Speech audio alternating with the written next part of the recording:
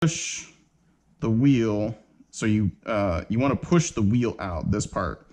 This is going to just stay as is. So you got to just kind of push your thumb, and then you just push the wheel out. All right, so this normally is just fine. So you can put that back and just kind of push down until it just kind of clicks. Well, sometimes it clicks. There it goes. So that's all clicked back in. So now we look at the Castor wheel itself. So you see this little silver pin, you're gonna wanna pull that out, right? And you can see some hair here, but we'll get to that in a second. So this, you need to clear out all that hair right here. Again, this is after 2 days. So you need to clear all that out. And sometimes you'll find stuff right here in the little tiny little divot, and you clear that out too.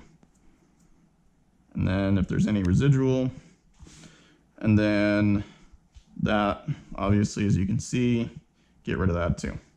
All right, so once you got the Castor wheel all cleaned up, you put the pin back through the little hole here, and then you just set it in like so, and then you just push down until you get that click. And then, as you can see, it's all snug back in. That's that. And then last but not least is your brush that you need to clear probably once a month. Again, depends like how often you use it. This is by far the trickiest one. I brought my little tool set here. This makes it easier. This is located over there by my tools. It's just this little screwdriver set. It's easy. It's the easiest way to do this, to swap out this brush. So open it up, just grab, you know, the cross, and then you just lefty-loosey, right? So you left it out. Getting it out is, of course, easier than getting it back in. So the tricky part here, and as you can see, this is all that hair that just kind of builds up over time. It gets really bad if you run it every day and you don't just periodically kind of pull it away, but eventually you do need to switch the brush out. Now, the tricky part is getting the screw out. The screw doesn't just pop out by itself. You kind of need a sort of like 2 screws or 2 screwdrivers to kind of help you get it out. So what I do sometimes is I'll just get another screwdriver here,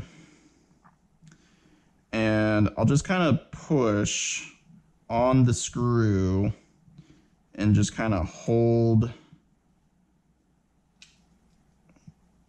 As you can see, it can get a little tricky. And then you just kind of do like a balancing out. All what you're trying to do is just put enough force on the screw so when you like lefty-loosey screw it out, it pops out. So that's what you're trying to do here. And it doesn't have to be perfect. You're just trying to apply just enough force. And as you can see, now the screw's out. Don't lose the screw. If you lose the screw, the brush, and all this, like, you're done. Like, you'll have to order a replacement part. Don't throw away the screw. You need the screw for the replacement brush. So once the brush is, once you separated the screw from the brush, go ahead and toss the brush away. You won't need that anymore. So now you have your new brush, as you can see, super clean. Put the screw into the brush first.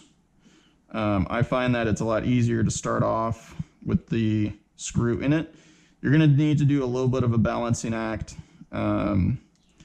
but righty-tighty, and you just kind of just keep pushing it in, and then you get the screw all the way in. As you can see, now it doesn't come back out. The screw's in. Now you're going to put the brush on its little platform here.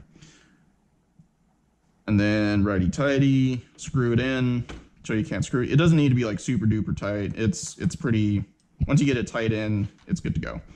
So that's the brush, Castor, wheel, extractors, and your air filter. Don't forget to kind of clean around the sides a little bit. And that is your weekly and daily maintenance that you should be doing for the Roomba here.